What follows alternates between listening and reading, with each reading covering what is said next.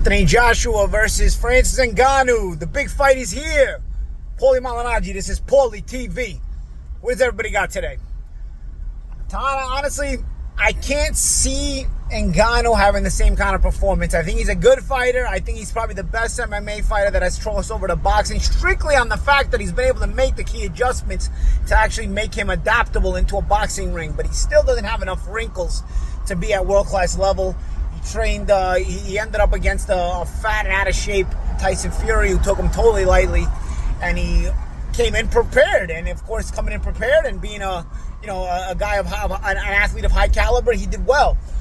But I think Anthony Joshua is a guy on a mission. I think his relationship with trainer Ben Davidson is reaping rewards. I think he's a better fighter than he has been of late. I think the Otto Wallen fight really showed various wrinkles as well in terms of even his confidence mentally, the way he took control of the ring, the way he dominated and dictated with the lead hand, and the way he was able to follow up with combinations. To tell you the truth, I cannot see Ngannou really being competitive here, because if Ngannou is able to get on the front foot, he's very dangerous. But I see Joshua's educated left hand, especially with the jab, power jab, even those left hooks, starting to back up Ngannou, because you don't have to brawl with a guy to back him up. You can back him up on a really fundamental lead hand, and I feel like Joshua has that. I feel like he's also got the head movement to go along with it when he uses it.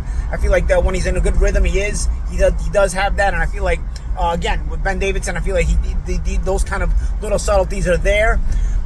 Joshua's a strong guy himself, so once a puncher is backed up, even a puncher with boxing background like a Tyson or Deontay Wilder or Julio Cesar Chavez, I've been giving these examples of late about these kind of fighters when they were in their primes as well. You typically take a puncher and he's not really the same once you're able to back him up, and that's what I'm really looking for in this fight. I feel like AJ is going to be able to back up Ngannou, not by force, more so by dictating with the tactical lead hand. And once he starts to back him up, Ngannou's going to be a little bit more confused, and he's going to back up willingly, especially that power jab is going to do it as well. Ngannou's got some pretty good counter punching, but again, Joshua's rhythm is good, and it's off that head movement when he's sharp. Once he's backing up Ngannou, he's going to become just like every other puncher, who's really not going to have any answers once he's backed up.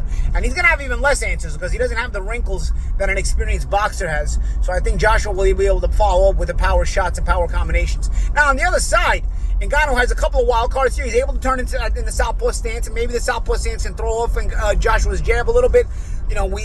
Joshua, not that long ago, fought 2 fights with Alexander Usyk, and in the second fight, although he lost it, I thought he did very well.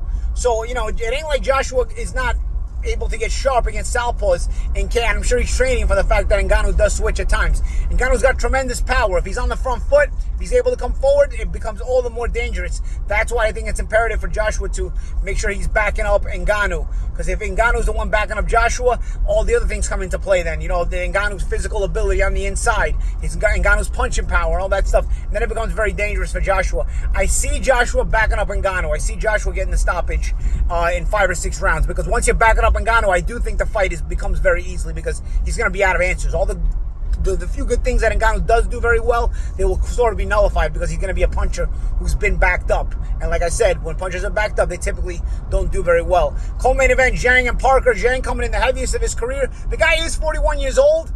And as good as Zhang has been, he's been a little bit slow on his feet all the time. That's been one of his sort of the kryptonite in his style. And I feel like Parker's in and out style. Listen, Parker's only 31, 32 years old. He's not that old. I know he's been around for a long time, so it feels like he's older than he is.